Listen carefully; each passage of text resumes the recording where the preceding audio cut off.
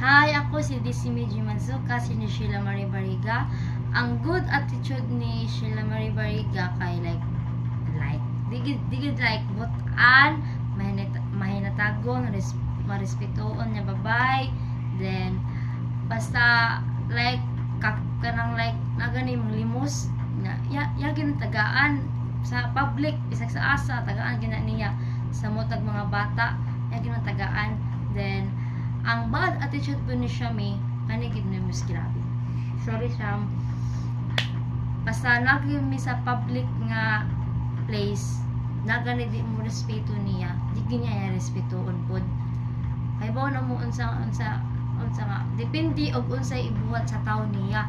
Sa like manghika og galit sa body niya tong apart, yagin ang kuanon, yagin ang babaon, pamalikas sa inyong anak mo gina basa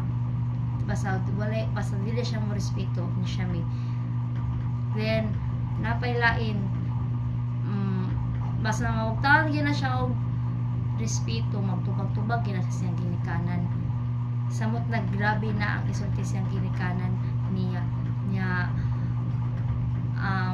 maura kung nailhan ni Shami nga maura akong nakita siyang side niya magtubag-tubag, then di mo respeto usahay gawas anang libakira parang libakira na ang gina sa isa ka tao mo libak magita bisag sa lang.